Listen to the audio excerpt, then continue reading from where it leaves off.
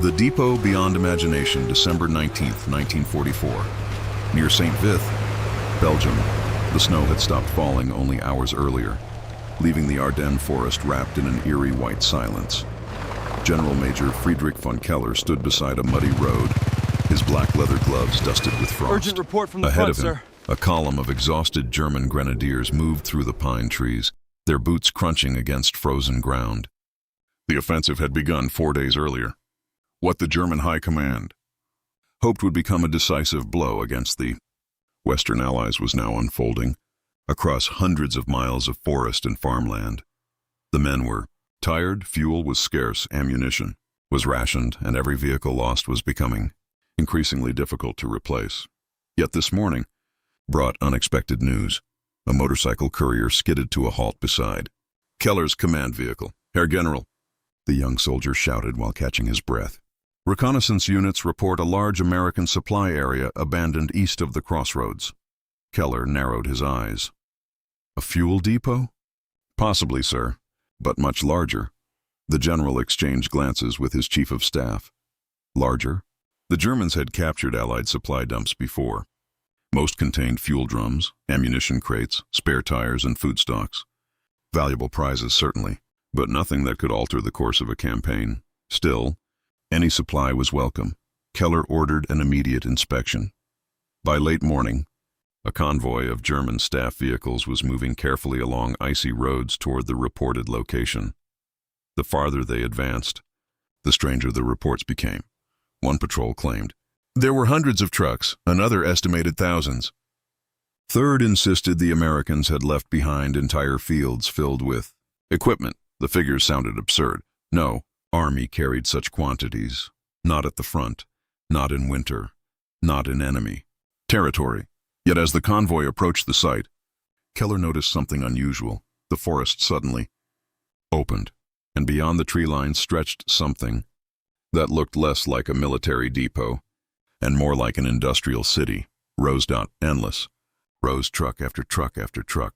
The general stepped from his vehicle. For several moments, nobody spoke. The scale was impossible to comprehend.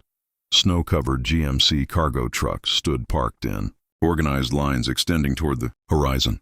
Hundreds became thousands. Thousands became tens of thousands. Vehicles filled every available. Field maintenance tents occupied entire sectors. Stacks of fuel drums rose higher than houses. Crates of ammunition sat beneath camouflage nets. Replacement engines rested on wooden pallets. Bulldozers, jeeps, tank, transporters, generators, field kitchens, medical, trailers, radio equipment. The inventory appeared endless. A German colonel removed his cap and stared silently. God! Another officer walked forward slowly as if entering a dream. This cannot all belong to one army, but it did. American Army. Quartermaster markings covered nearly everything in sight. Keller moved deeper into the depot. Everywhere he looked, there were supplies, not dozens, not hundreds, millions of individual items. A warehouse. Tent revealed mountains of winter uniforms still wrapped in protective packaging. Nearby stood stacks of spare tires reaching nearly 3 stories high. Mechanics inspected abandoned vehicles and discovered many were fully operational. Fuel tanks were full, engines started immediately. The Americans had left behind more trucks than some German divisions possessed during the entire war. As reports flooded into headquarters, officers attempted calculations. The numbers grew larger with every hour. One estimate suggested enough fuel was present to support multiple armored divisions for weeks. Another estimated ammunition quantities beyond anything German logistics officers had encountered. Yet the most shocking discovery came during the afternoon. A logistics specialist examined shipping manifests found inside a command tent. He spread the documents across a folding table. Keller leaned over them. "What is it?" The officer hesitated. At first he thought the paperwork contained errors. Then he realized it did not. The figures were genuine. "Sir, these are replacement schedules." Keller frowned. "Replacement schedules?" "Yes, Herr General." The officer pointed toward a column of numbers. The general studied the page. His expression slowly changed.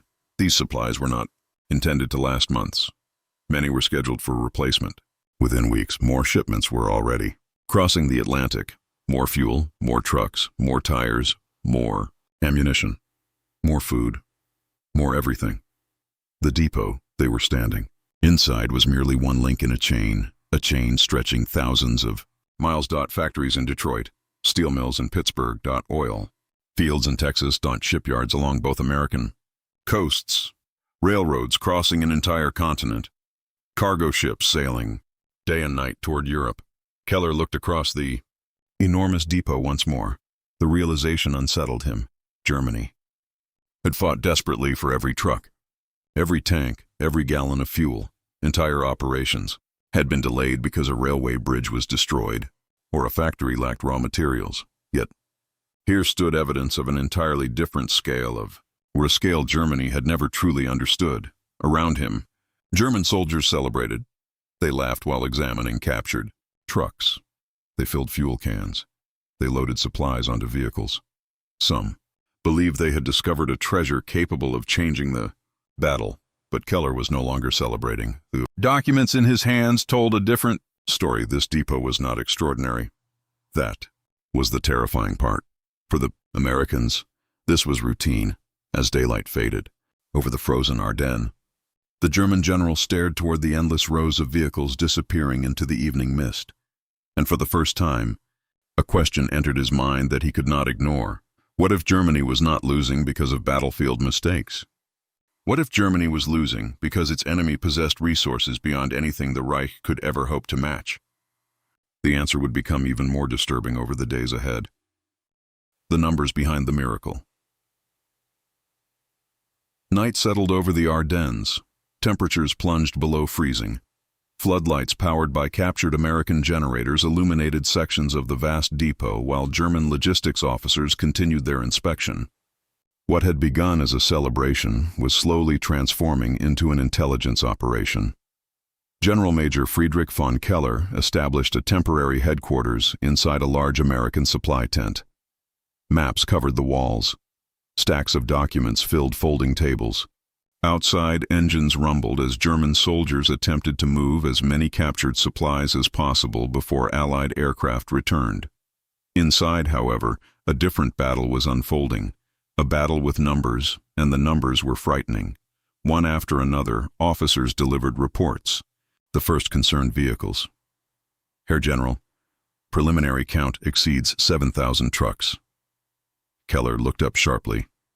7,000? Likely more, sir. We have not surveyed the southern sectors yet. The general exchanged a glance with his chief of staff. 7,000 trucks. Entire German armies operated with fewer vehicles than that. The next report arrived minutes later. Fuel. The officer reading it seemed almost embarrassed by the figures. Our estimate exceeds several million gallons. Silence filled the tent. Nobody spoke. Nobody challenged the calculation, because everyone knew the estimate could be correct. Outside sat mountains of fuel drums, rows of tanker trucks, storage tanks, portable pumping systems, an entire ocean of petroleum fuel, the substance Germany never seemed to have enough of. Fuel, the resource that dictated every German operation. Fuel, the weakness that haunted every commander from France to Russia. And here the Americans had accumulated enough to support major operations on a scale difficult to imagine.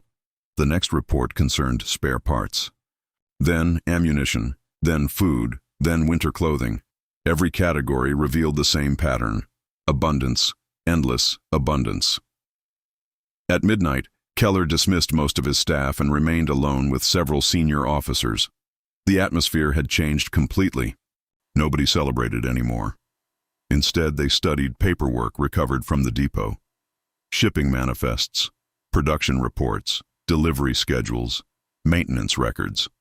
What they revealed was perhaps even more astonishing than the supplies themselves. A logistics captain pointed toward a series of monthly delivery figures. Herr General, look here. Keller leaned closer. The officer traced his finger across the page. Convoys arriving from American ports. Shipments unloaded in Britain, supplies transported across the English Channel. Equipment delivered to France, then onward toward the front. The process appeared almost mechanical, like a giant machine, a machine operating continuously, without interruption, without exhaustion, without shortages. Every truck lost in combat had a replacement scheduled. Every tire worn out had replacements waiting. Every engine damaged had spares already moving toward Europe. The Americans were not merely supplying an army, they were feeding a system designed to sustain war indefinitely. One colonel shook his head. They fight differently than we do. Keller nodded slowly. Germany often launched campaigns based on speed and risk. Operations depended on capturing enemy supplies. Fuel stocks were calculated carefully, ammunition expenditures monitored constantly. Every decision carried logistical consequences. The Americans appeared unconcerned by such limitations.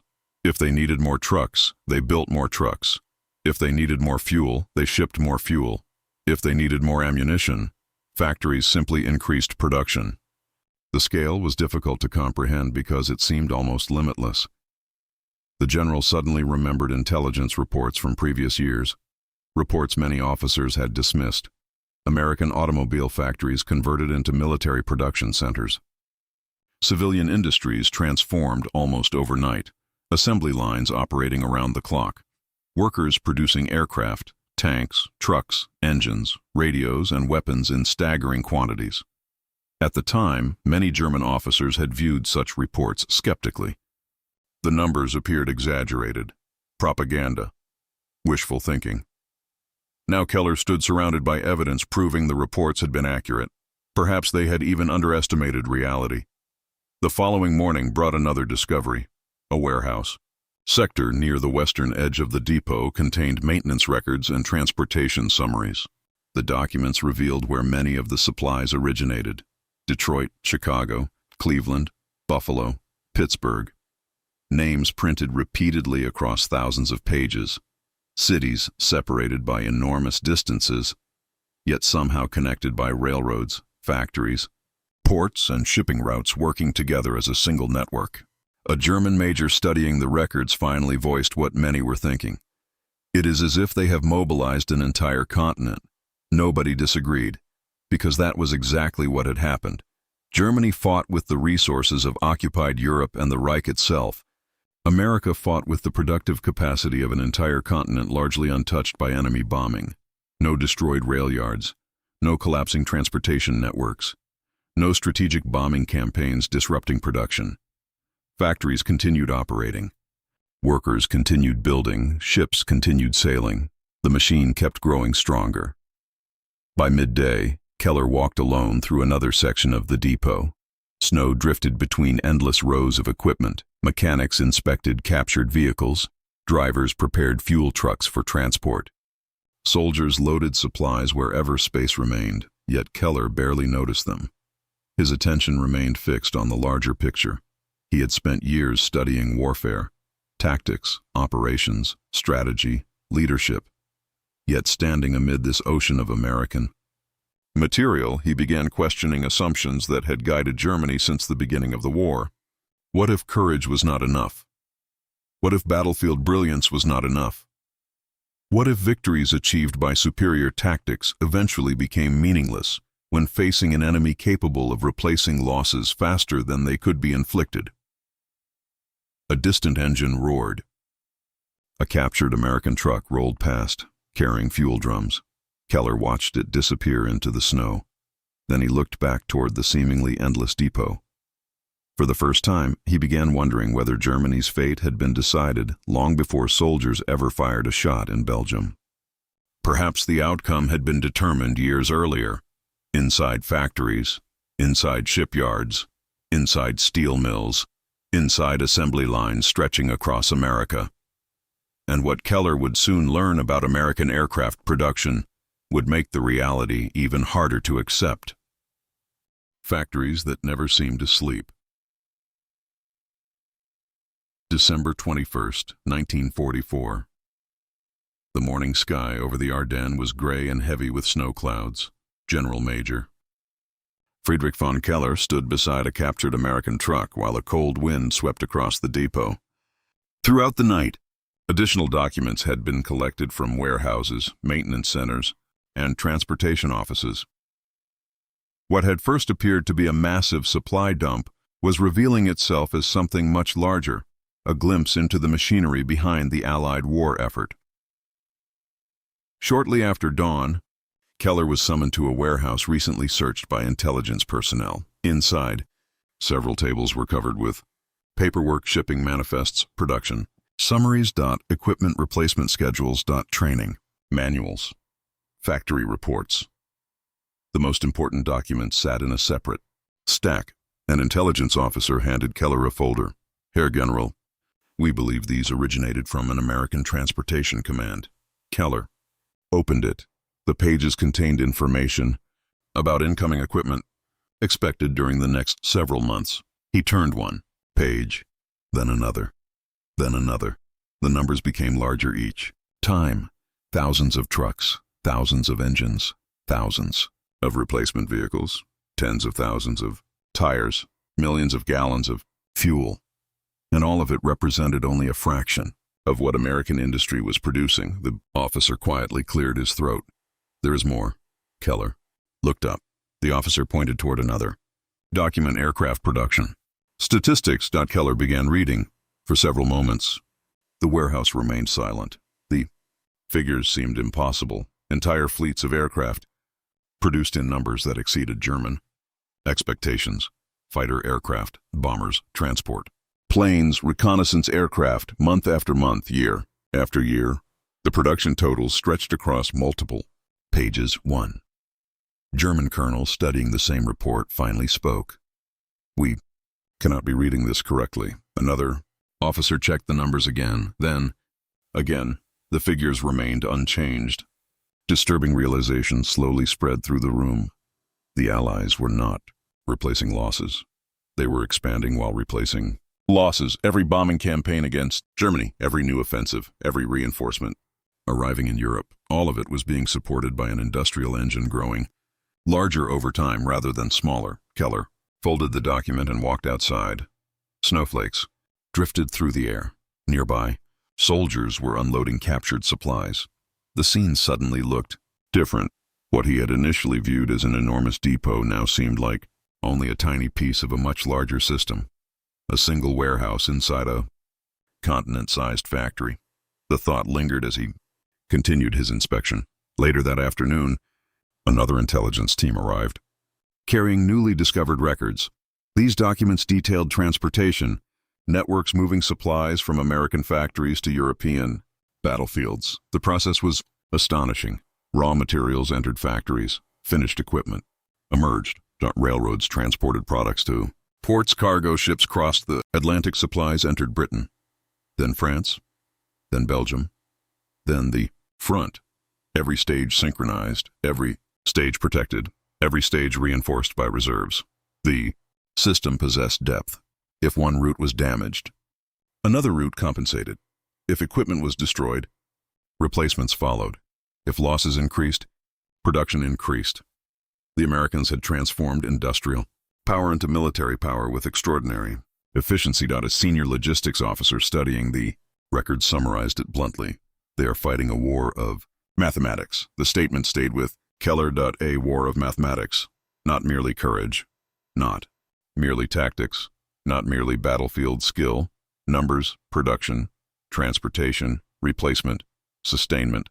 The Americans had created a form of warfare unlike anything Germany had anticipated in 1939. The Reich had built magnificent tanks, excellent artillery, advanced weapons, yet every piece of equipment required resources. Factories, workers. Fuel, steel, transportation, and increasingly, Germany lacked all of them. The contrast became impossible to ignore. While Germany struggled to replace losses, America seemed capable of absorbing losses and continuing to grow stronger. Toward evening, Keller received a report from a reconnaissance battalion operating several miles west of the depot. The unit had encountered fresh American formations moving toward the sector. Nothing unusual, except for one detail. The Americans appeared fully equipped. New vehicles, ample fuel, plentiful ammunition, fresh winter gear. Despite recent fighting, there was no visible sign of shortage. The report reinforced everything Keller had already begun to suspect. The captured depot was not evidence of American excess, it was evidence of American normality. That realization disturbed him more than anything else. As darkness approached, Keller climbed a small hill overlooking the sprawling supply area. From there, he could see rows of vehicles stretching into the distance. Headlights moved through the snow. Engines growled. Men worked continuously, even after days of inspection. The depot still seemed endless. The general remembered the early years of the war. Poland, France, the Balkans, the rapid victories that convinced many German leaders that superior operational skill could overcome any obstacle. At the time, America had seemed distant, a powerful nation, certainly, but distant. Now its strength surrounded him on every side, not in theory, not in propaganda, not in intelligence estimates, in physical reality. Fuel, drums, trucks, engines, ammunition, supplies, mountains of supplies, enough to sustain armies across continents. The wind intensified. Snow swirled across the hilltop. Keller remained motionless, because another question had begun forming in his mind. If the Americans could produce equipment on this scale, what would happen when their full military strength arrived in Europe? And the answer was already appearing beyond the horizon. Fresh divisions, fresh aircraft, fresh supplies, an endless stream moving toward Germany itself. What Keller would soon witness from the skies above the Ardennes would confirm his growing fear that the Reich was confronting an enemy whose power extended far beyond the battlefield. The sky belonged to the factories. December 23rd, 1944. The weather finally broke. For nearly a week, clouds and snowstorms had blanketed the Ardennes, shielding German forces from Allied air power. During those precious days, the offensive had gained momentum. Roads filled with advancing armor. Convoys pushed westward. Commanders hoped the weather might continue protecting them. It did not. Shortly after sunrise, Keller stepped outside his headquarters tent. The air felt different. The sky was clear. Blue, cold, and dangerously empty. At first, then came the sound. A distant hum, barely audible, growing steadily louder. Within minutes, officers emerged from nearby buildings. Everyone looked upward. The noise multiplied. One engine became 10, 10 became hundreds. Then the entire sky seemed alive. American aircraft, fighters, fighter bombers, reconnaissance planes, transport aircraft, formation after formation crossing overhead. The sight was overwhelming, not because German soldiers had never seen Allied aircraft before, but because of the sheer number. A colonel standing beside Keller removed his binoculars and shook his head. Where do they all come from? Nobody answered, because Keller already knew. Detroit, Seattle, California, Texas, Ohio. Factories scattered across an entire continent. The answer was the same one he had been discovering inside the captured depot. Industry, American industry. Throughout the day, aircraft appeared continuously, P-47. Thunderbolts roared low over roads and crossroads. Fighter patrols swept across the battlefield. Bombers headed toward targets deeper inside Germany. Every few minutes, another formation appeared. The skies no longer felt contested. They felt occupied. German vehicles attempting to move during daylight immediately faced danger. Convoys dispersed. Drivers sought cover beneath trees. Camouflage became essential. Movement slowed dramatically, and as reports arrived from neighboring sectors, the pattern became impossible to ignore.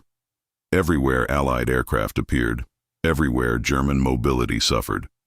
Everywhere American industrial strength manifested itself in the form of machines filling the sky. Later that afternoon, Keller reviewed intelligence reports concerning Allied aircraft production. The numbers now carried greater meaning than before. He had seen the results with his own eyes. Every fighter overhead represented thousands of workers, thousands of machine tools, thousands of tons of aluminum and steel, an entire industrial system operating behind the scenes. A young intelligence officer pointed toward one production report. Herr General, this figure refers only to a single month's output. Keller stared at the number, then looked at the officer. 1 month? Yes, sir. The officer nodded grimly. A single month. The statistic lingered in Keller's mind. Germany often celebrated individual technological achievements. Advanced tanks, jet aircraft, and innovative weapons. Yet innovation alone could not change mathematics. One revolutionary machine mattered little if the enemy produced hundreds of reliable alternatives. The problem facing Germany was becoming brutally clear. The Reich could still create exceptional weapons, but America could create armies of weapons. That distinction mattered, especially in a long war.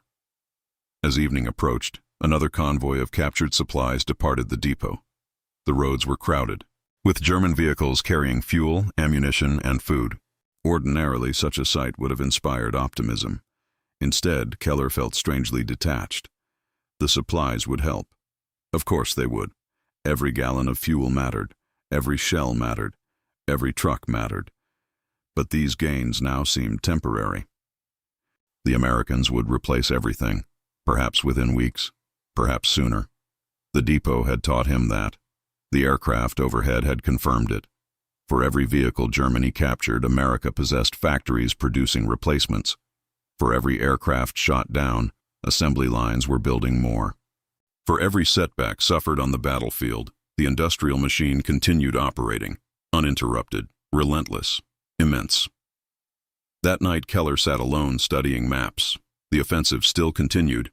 German units still fought fiercely, opportunity still existed. Yet the confidence that had accompanied the operation's opening days had begun fading. The maps showed divisions, corps, armies, front lines.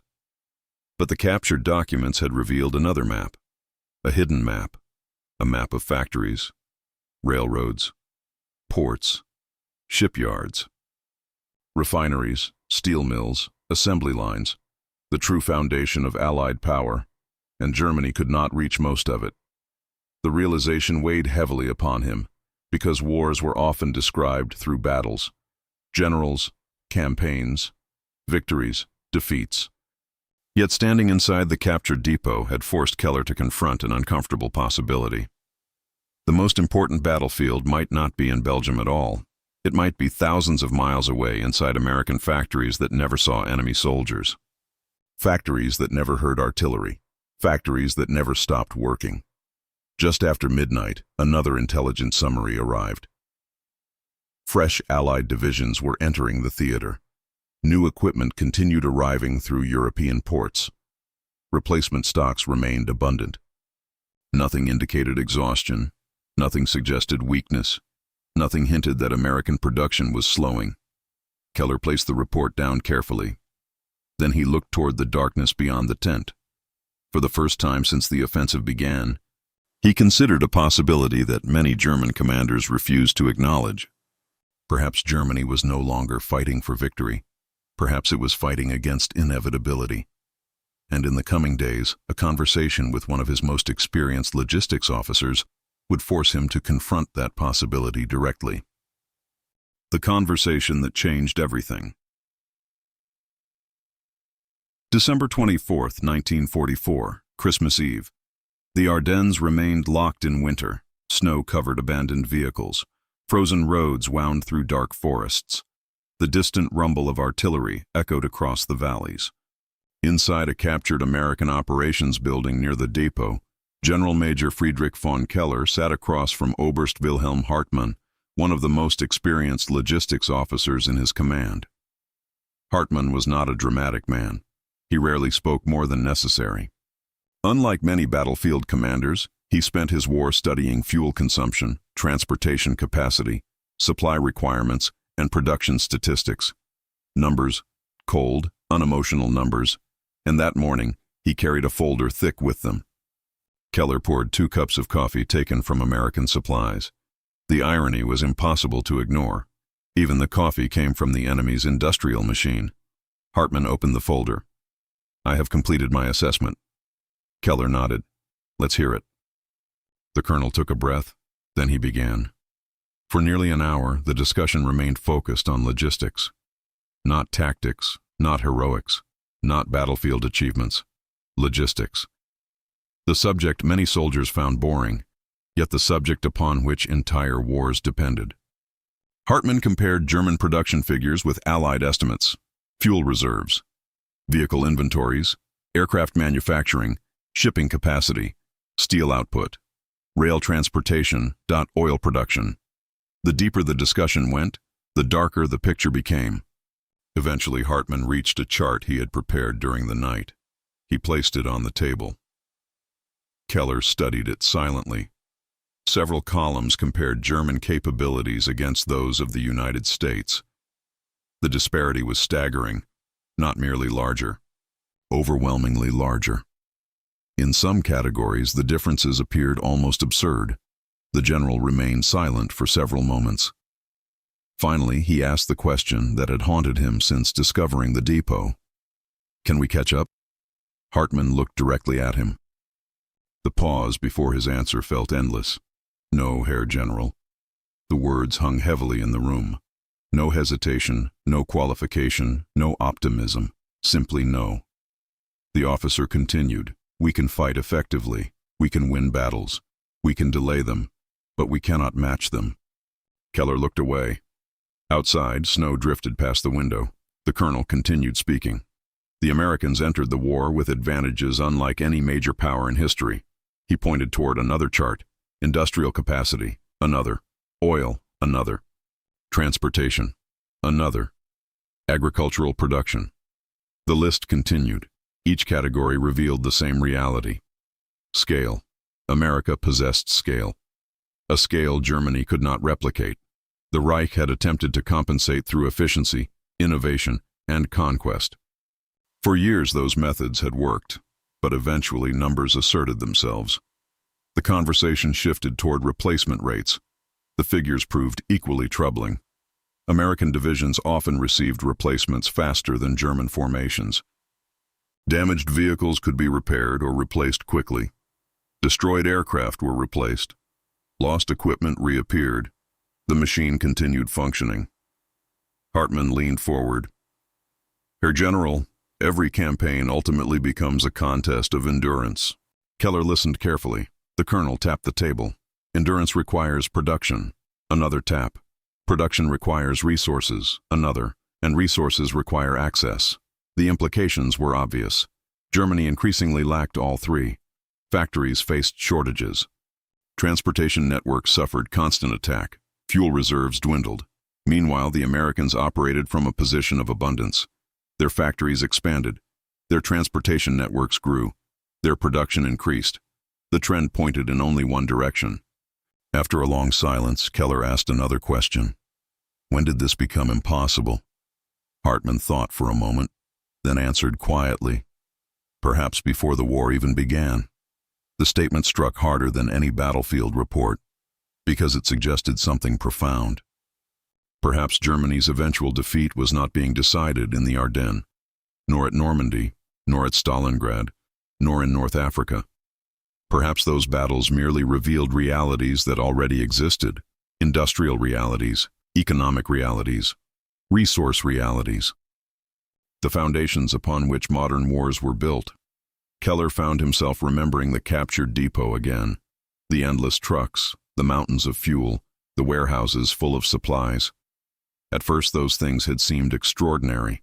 Now they appeared logical.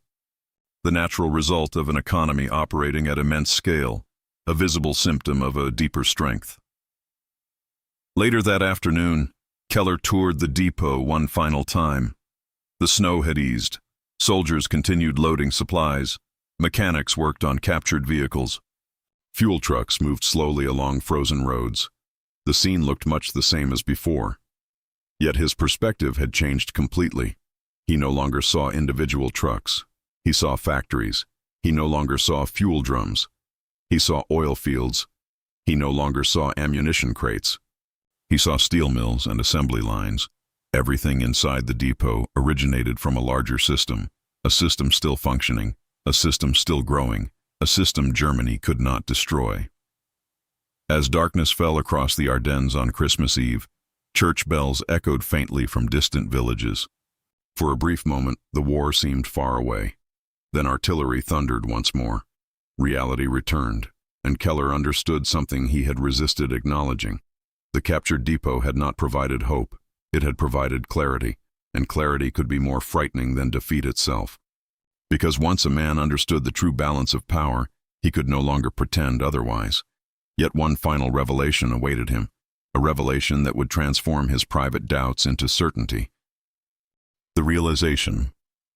December 26, 1944, the Ardennes offensive was slowing. The signs appeared everywhere. Fuel shortages, traffic, congestion, increasing Allied resistance. Constant. Air attacks whenever the weather allowed.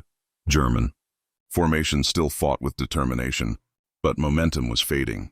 Inside his headquarters, General Major Friedrich von Keller reviewed the latest reports. The pattern was unmistakable. Every gain required enormous effort. Every mile advanced consumed precious fuel. Every destroyed vehicle represented a loss that could not easily be replaced. Meanwhile, the Allies continued feeding fresh resources into the battlefield, fresh divisions, fresh equipment, fresh supplies. The contrast had become impossible to ignore. Shortly before noon, a senior intelligence officer arrived carrying several newly intercepted Allied logistics summaries. The officer placed them on Keller's desk. "We recovered these from abandoned transport vehicles." Keller opened the folder. What he found inside finally completed the picture. The documents detailed expected deliveries to Allied forces over the coming months: January, February, March, April. Convoys already scheduled, equipment already allocated, fuel already assigned, replacement vehicles already en route. The scale was astonishing. The Allies were planning future operations with confidence because they knew the necessary resources would arrive, not hoped, not expected new. Because their industrial system made those deliveries routine. Keller sat quietly for several minutes. The room felt unusually still. Outside, soldiers moved through the snow. Vehicles started and stopped. Messengers carried orders. The war continued. Yet for Keller, something had changed. The depot, the documents, the aircraft, the production statistics, the conversation with Hartmann, each piece now fit together. The realization was complete. Germany was confronting an opponent whose greatest weapon was not a tank, not an aircraft, not a ship, not a general. Its greatest weapon was production itself. Ability to create, to replace, to expand, to sustain. The ability to absorb losses that would cripple other nations and continue growing stronger. That afternoon, Keller climbed the same hill overlooking the captured depot. The winter wind swept across the landscape. Below him, rows of American vehicles still stretched into the distance. Many had already been removed by German units, yet countless others remained. The depot still looked immense, but now he understood what it truly represented. Not a treasure, not an anomaly, not a lucky discovery, a symptom, evidence of a larger reality somewhere across the Atlantic. Factories continued operating. Workers continued assembling trucks. Steel continued flowing. Oil continued moving through pipelines. Ships continued loading cargo. Railroads continued transporting supplies. The machine never stopped. Not for weather, not for setbacks, not for losses. The machine simply continued, and every day it continued. Germany's position became weaker. Keller thought back to the beginning of the war. The victories, the celebrations, the confidence, the belief that speed and operational brilliance could overcome any obstacle. For a time, they had. But modern war demanded more. It demanded resources on a scale few nations could achieve. The United States had achieved that scale, and now its effects were visible on every battlefield. The general looked west, beyond the forests, beyond Belgium, beyond France, beyond the Atlantic Ocean itself, toward the industrial heartland that supplied everything he had. Witnessed. The answer to the question that had haunted him for days finally became clear. What if Germany was losing because its enemy possessed resources beyond anything the Reich could ever hope to match? The answer was yes. Not because German soldiers lacked courage, not because German commanders lacked skill, not because individual battles had been fought poorly, but because the war had evolved into a contest of production, transportation, and endurance, a contest America was uniquely positioned to win. As evening approached, Keller descended from the hill. The offensive that had begun with such ambition was already beginning to lose momentum. History would remember the battles, the tanks, the commanders, the dramatic fighting in the snow-covered forests. Yet, Keller suspected future generations would overlook something equally important: the warehouses, the factories, the shipyards, the assembly lines, the ordinary workers thousands of miles from the front. Because in the end, those places had produced the trucks, fuel, ammunition, aircraft, and supplies that made victory possible. The captured depot had revealed that truth with brutal clarity. Standing among mountains of American equipment, Keller had glimpsed the real foundation of Allied power, and once he saw it, he could never unsee it. For Germany, the depot represented opportunity.